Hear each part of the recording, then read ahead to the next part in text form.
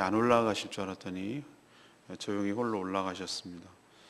초막절 중간, 초막절이 한 일주일 정도, 우리로 좀 8일 정도 이렇게 진행되는 명절이기 때문에 중간쯤에 사람들이 많이 모였을 때 예수님께서 성전에서 말씀을 가르치시니 그 가르침을 듣는 사람들이 놀랐습니다.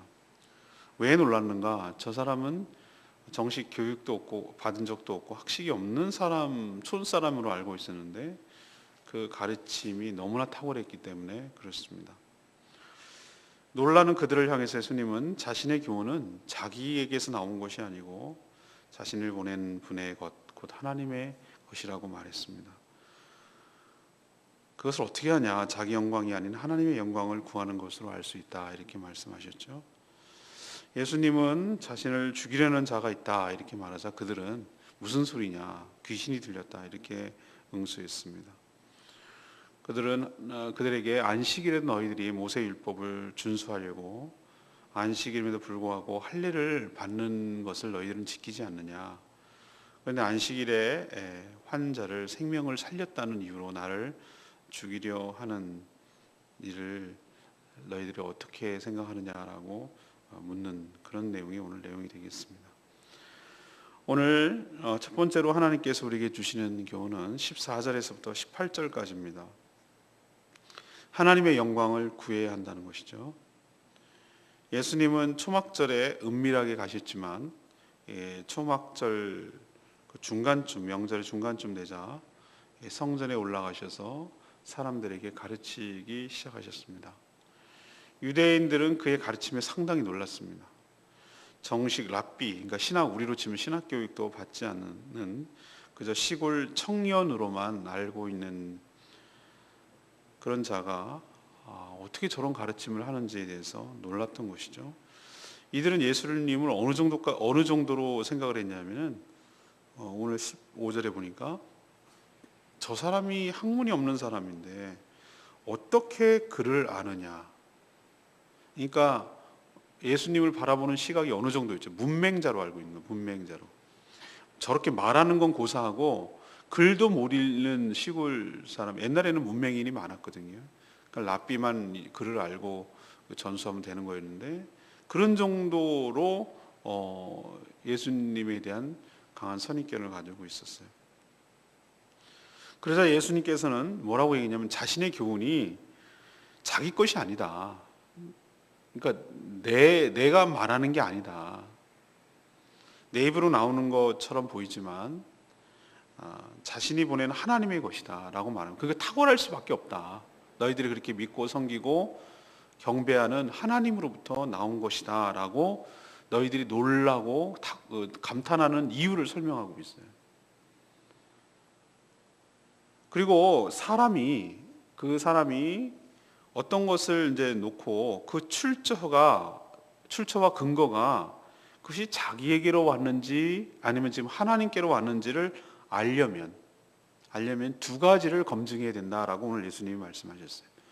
저게 사람의 소리인가 자기의 소리인가 아니면 하나님의 소리인가를 구별하는 방법에 대해서 오늘 얘기를 하시는 거예요. 우선 17절에 보면 사람이 하나님의 뜻을 행하려 하면, 그러니까 행하려고 해야 되는 거예요. 행해야 된다는 얘기예요. 행하려 하면 그 교훈이 하나님께로 왔는지 스스로 말함인지 안다고 그랬어요.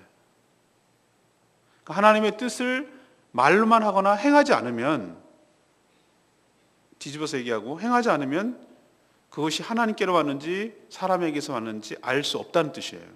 그러니까 행하지 않고 순종하지 않고 이게 하나님 뜻인지 아닌지를 알 수 있는 방법은 없다는 겁니다. 또한 두 번째 중요한 얘기인데 18절에 보면 스스로 말하는 자는 자기 영광만 구하되, 그러니까 사람이 말하고 자기가 말하는 자는 자기 영광을 구해요.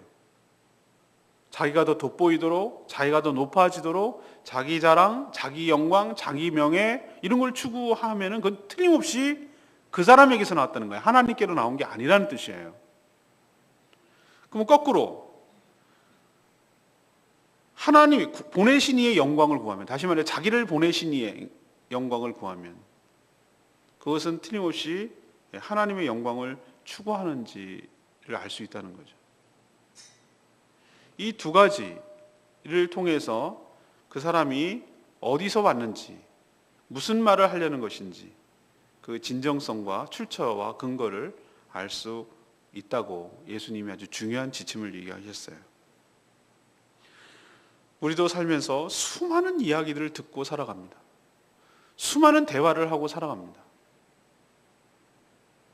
근데 우리도 저 사람이 정말 하나님을 위해서 살아가는 사람인지, 저 말이 하나님으로부터 나왔는지를 아는 근거는 두 가지예요. 첫 번째는 하나님 말씀에, 하나님의 교훈에, 하나님의 뜻에 순종하려는지 여부, 순종하고 있는지 여부. 그러니까 말을 아무리 맞는 말을 해도 누가 봐도 저거 틀린 말이 아닌데, 말은 맞아요. 말은 맞는데 하나님의 뜻에 순종하지 않으면, 행하지 않으면 100% 가짜입니다. 두 번째, 말은 굉장히 번드르르 하고 뭐 이런저런 막 말을 하는데 자기를 높이고 자기가 인정받고 싶고 자기 명예를 추구하고 이렇게 하고 하나님을 빙자하지만, 하나님을 들먹거리고 예수 그리스도를 들먹거리고 교회를 들먹거리고 이렇게 하지만 결국은 자기를 높이려 하고 자기의 명예를 위해서, 영광을 위해서 구하는 것은 100% 가짜입니다. 예수님, 제 얘기가 아니고 제가 오늘 무슨 말을, 제가 이상성 목사가 무슨 말을 여기다 꾸며대가지고 이런 말을 여러분에게 전했어요. 한글을 읽는 초등학교 고학년 정도만 되는 사람이라면 오늘 성경 말씀을 읽으면은 저 같은 결론을 내릴 수밖에 없어요. 한글을 읽을 줄 아는 초등학생 정도만 되면 오늘 말씀을 통해서 읽어보고 다 알겠네 라고 생각을 하는 거예요. 알지만 하지 않으려는 게 문제죠. 이건 저도 해당되는 세계예요. 제가 무슨 얘기 저런 얘기 하는데 교회를 위하고 하나님을 위하고 예수 그리스도를 위하고 뭐 이렇게 말하지만 결국은 자신을 높이려 하고 자기 인기를 드러내고 자기 이름을 드러내고 이렇게 한다면 저는 100% 하나님을 빙자해서 자신을 높이려는 것이기 때문에 저는 제 스스로 얘기하는 거예요.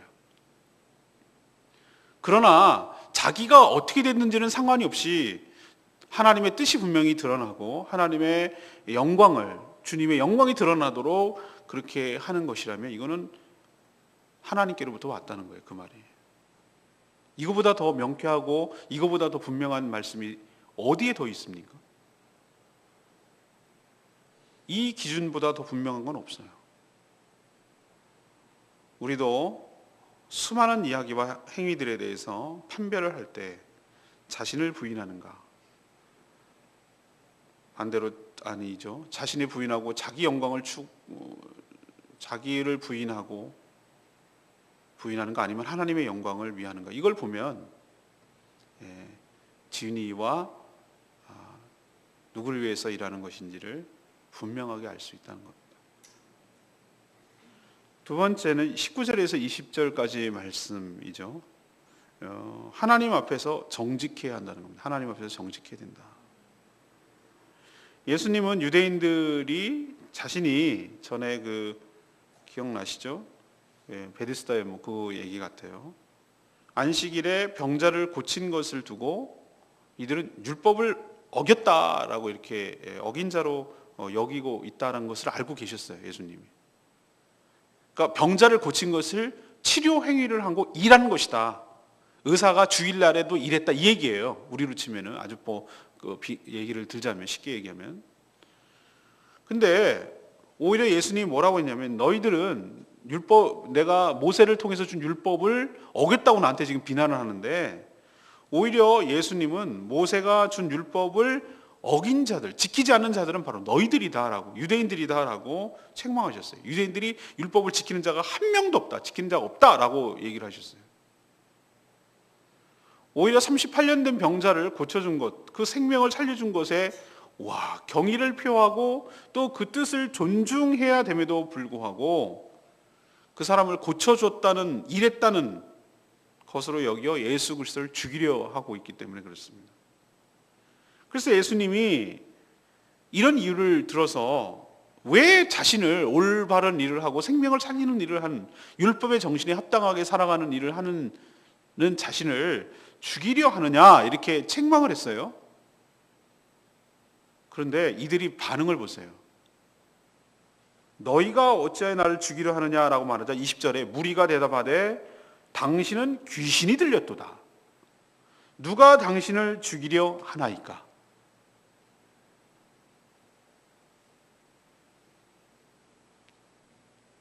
여러분 느껴지시죠?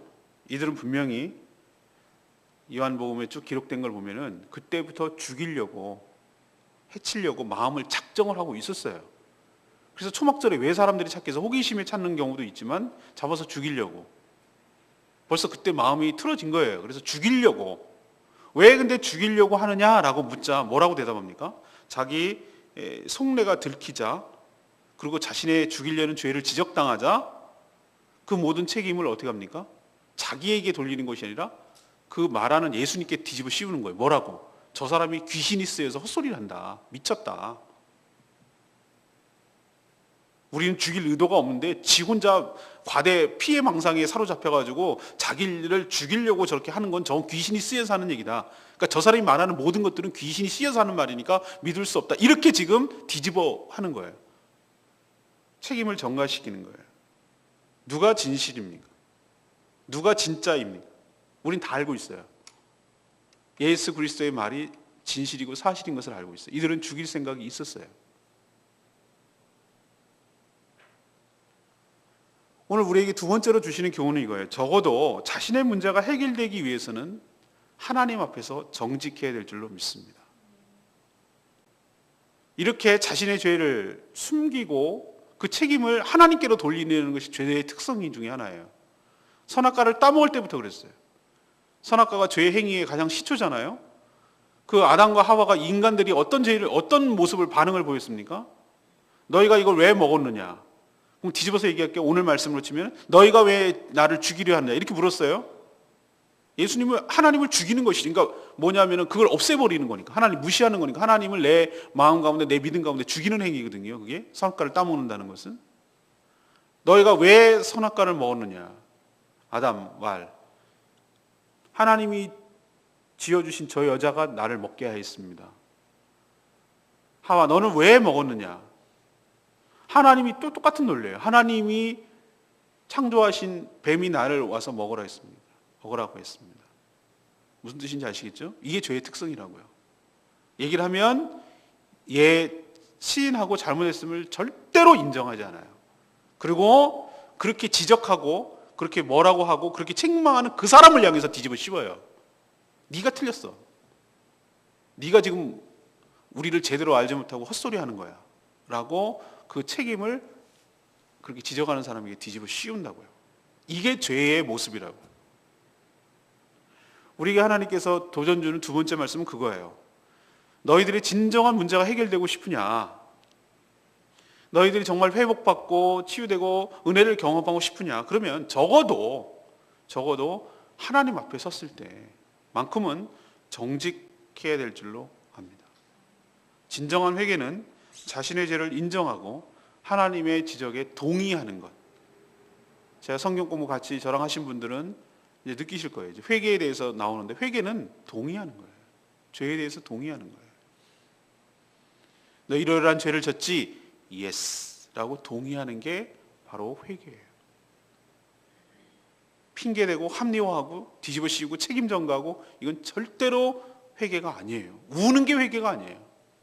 죄를 지적받았을 때 제가 그럴 마음이 있었습니다 라고 시인하는 것. 그때부터 용서와 치유와 회복의 역사가 일어나게 될 줄로 믿습니다. 우리도 두 번째 교훈, 하나님 앞에서 정직해야 될 줄로 믿습니다. 세 번째는 21절에서 24절까지 말씀. 하나님의 공의로 판단해야 될 줄로 압니다. 예수님은 전에 베데스다 연못가 행각에서 38년 된 병자를 고쳐주신 적이 있어요. 그게 요한복음 5장 16절에 기록되어 있죠. 이 일이 바로 예수님이 행하신 한 가지 일이에요. 21절에 보면 너희가 한 가지 일로 나를 이상히 여기는다 할 때 그 한 가지 일이 아마 베디스다 연못가에서 고쳐주는 거. 근데 그게 그날이 안식일이었어요. 그래서 유대인들은 그것을 이상하게 생각했다. 말은 이상하게 생각했지만 이건 율법을 어겼다. 저 이 사람 이상한 사람이다라는 얘기예요. 예수님은 이 점을 지금 바로잡아 가르쳐주고 싶었어요. 그래서 지금 이들이 율법의 가장 하이라이트라고 생각하는 할례를 들어서 설명하고 있어요. 할례는 사실 율법에서 나온 게 아니잖아요. 모세가 율법을 전달해 줬는데 할례는 어디서부터 나왔습니까? 그 훨씬 전 족장들 아브라함부터 나온 거예요. 아브라함이 하나님께서 부르시고 뭐 했습니까? 그를 하나님의 언약 백성으로, 택한 백성 구별하기 위한 증표로, 언약의 표로 할례를 남자들을 행하게 했어요. 그때 할례가 시작된 것이지 모세 때문에 할례가 생긴 것 아니에요. 그러니까 이거 율법도 아니라는 거예요. 율법 훨씬 전에 있었던 이야기를 지금 한다는 뜻이에요. 그러면 왜 할례를 행하느냐? 왜 할례를 이렇게 목숨처럼 하느냐? 할례를 받아야 언약 백성이 들어오니까. 언약 백성이 들어와야 자신의 구원이 있다고 이들은 철석같이 믿고 있으니까. 근데 왜 안식일에도 행했느냐? 이들의 율법은 뭐냐면은 남자아이들은 생후 8일 만에 할례를 행하도록 규정되어 있어요. 율법적으로. 근데 그날이 안식일이 걸릴 수도 있잖아요. 애가 무슨 요일 안식일 피해서 나옵니까? 그렇죠? 한 목요일이나 금요일쯤 태어나면은 계산해 보니까 딱 안식일이 딱 계산해 보니까 8일이 안식일인 거예요. 그럼 안식일 날에는 일하지 말라는 규정 때문에 할례를 안 하느냐? 그렇지 않다는 거예요. 이들은 뭐냐면은 규정에 의해서 그날이 안식일임에도 불구하고 그 일을 해요. 그렇게 따지면 그 일도 하는 거라고, 일을 하는 거라고요. 왜 할까? 안 그러면 얘네가 율법을 어기게 되는 것인데? 안 하면? 그리고 안 하면 얘가 언약 백성에서 들어올 수가 없는데? 다시 말해 언약 백성이란 건 얘네들 생각하기에는 구원이 하나님의 백성이 된다는 얘기예요. 구원과 관련돼 있거든요. 구원을 받아야 이 아이가 온전해진다고 생각을 하기 때문에 그걸 목숨처럼 여기고 그날을 하는 거예요. 예수님 지금 그걸 지적하는 거예요. 야, 너희들은 할례를 왜 안식일임에도 불구하고 하냐? 이렇게 묻는 거예요, 지금. 그거는 바로 율법의 정신이 그 사람을 언약 백성이 되게 해서 살게 하려고, 구원받게 하려고 그날이 안식일임에도 불구하고 하는 거 아니냐? 그러면은 율법의 정신이 뭐냐? 율법을 만든 목적이 뭐냐? 너희를 올가매고 너희를 하려는 것이 아니라 그렇게 살게 함으로 하나님의 백성다운 삶이 뭔지, 하나님의 언약 백성의 삶이 무엇인지를 보여주고 그대로 살게 하려고 하는 것이 율법의 정신이지, 그것을 지켜서 남들을 정죄하고 남들을 죄를 주고 벌을 주고 그게 율법의 정신이 아닌 거 왜 모르냐라고 예수님이 얘기하는 거예요. 그래서 내가 38년 된 병자, 그게 안식일에 지금 고쳤다고 너희들이 시비를 거는데 그 사람이 38년 동안 고통을 받고 생명에서 벗어나고 언약 백성답게 살지 못하는 고통에 대해서는 왜 생각하지 못하느냐? 너희들은 안식일날 할례를 행하는 것도 꼭 지키려고 하는데 그 백성을 갖다가 병자를 고쳐서 살린 것이 안식일이라고 왜 시비를 거느냐? 왜 율법의 정신과 하나님께서 왜 율법의 목적을 너희들이 잊어버리고 사느냐? 이걸 지금 얘기하는 거예요, 예수님께서. 그래서 예수님은 율법의 정신이 언약 백성으로 살게 하려는데 취지가 있다면 그런 마음으로, 이 마음으로 병자를 온 전신을 건전하게 치유한 것이다. 지금 이렇게 설명하고 있습니다. 그러니 너희들이 외모라고 말하는 것은 안식일 날 일을 했다는 그것만 갖고 너희들이 판단하지 말고 하나님의 공의로 너희가 판단하라. 오늘 이렇게 얘기를 하고 계세요. 이것이 율법의 목적이고 취지이기 때문에 그렇습니다. 우리도 사람을 평가하거나 어떤 말을 평가할 때 앞뒤 뚝 자르고 그랬다더라 하고, 예를 들면 예수님으로 앞뒤 다 잘라버리고 예수님이 안식일에 이랬다 라는 식으로 소문을 내버리는 우리도 잘못을 범할 수 있어요. 우리는 전후 맥락과 앞뒤 맥락과 그 율법의 정신과 그것이 왜 하려고 했는지 그 의도와 목적과 이런 마음, 동기, 이런 것들을 종합적으로 살펴야 되는 것이죠. 정말 하나님을 위해서, 그 생명을 살리기 위해서 예수님께서 이 땅에 오신 목적이 뚜렷해요. 생명을 주고 생명을 풍성하게 하기 위해서 이 땅에 오신 줄로 믿습니다. 싹군과 도둑질은 일이 늑대는 생명을 해하고 죽이려는 데 목적이 있어요. 자기 유익을 채우기 위해서. 그러나 참된 목자는 양을 지키고 보호하고 생명을 보호하고 생명을 살리고 생명을 풍성하게 좋은 꼴과 좋은 먹이로 물로 먹여서 튼튼하게 하려는 데 목적이 있어요. 그렇다면 우리도 예수 그리스도의 목적에 부합하게 살아야 될 줄로 압니다. 생명을 살리고 생명을 풍성하게 하는 그것에 포인트와 초점을 둬야 되는 것이지, 그 주변적인 얘기, 그 이루는 방법, 그런 거 가지고 그 목적까지 끌어내리고 폄하하고 깎아내린다면 그거는 말씀, 예수 그리스도의 의도와 하나님의 진정한 의도를 모르는 거예요. 하나님의 공의로 판단하는 여러분 되시기를 바랍니다. 오늘 18절 말씀, 아까 말했듯이 스스로 말하는 자는 자기 영광만 구하되 보내신 이의 영광을 구하는 자는 참되니 그 속에 불의가 없느니라. 예수님은 철저하게 자신을 이 땅에 보내신 하나님의 뜻에 순종했습니다. 그리고 그 뜻을 성취하기 위해서 사셨습니다. 그 어떤 것도 자신의 영광을 취하려고 하지 않았어요. 모든 영광을 하나님께 돌렸어요. 전 이것이 바로 예수 그리스도가, 예수님이 그리스도라는 뚜렷한 증거인 줄로 믿습니다. 이분이 말하는 거며 뭐 하는 모든 것들이 다 철저하게 하나님의 뜻을 이루려 합니다.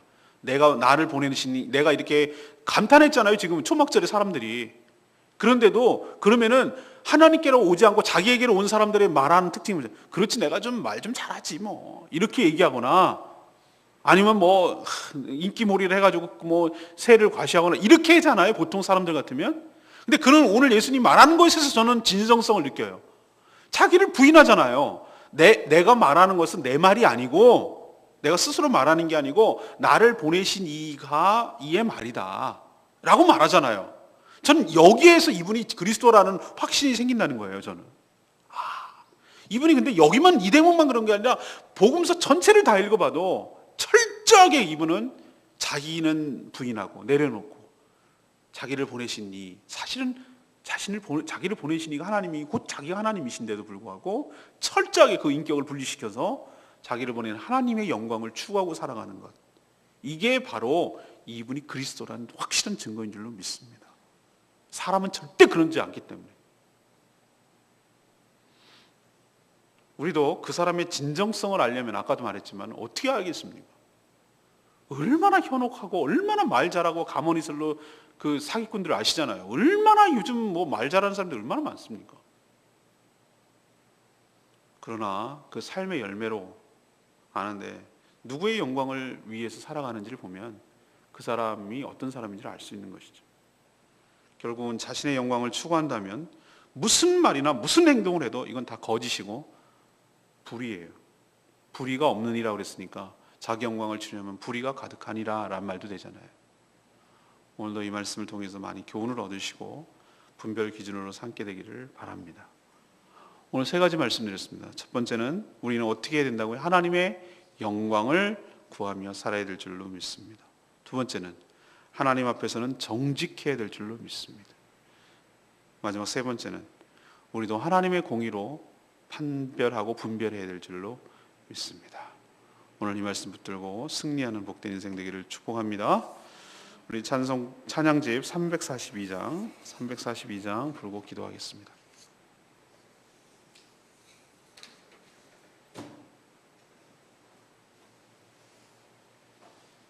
나의 반석이신 하나님, 행하신 모든 것 찬양합니다. 신실하신 주님, 좋으신 나의 주님,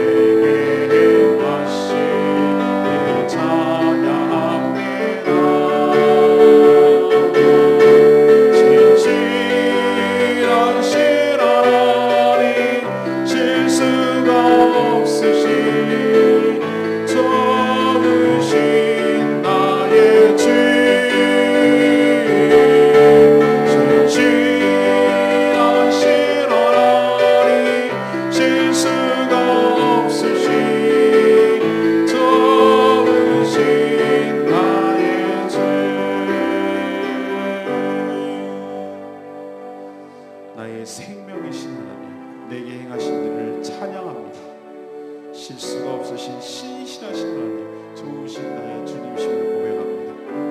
우리도 예수 그리스도가 나에게 누가 되신지 분명히 깨닫고 생명을 주시고 실수가 없신 하나님, 그 하나님을 온전히 섬기며 살아가게 달라고 다 같이 동성으로 기도하겠습니다. 기도합니다. 주여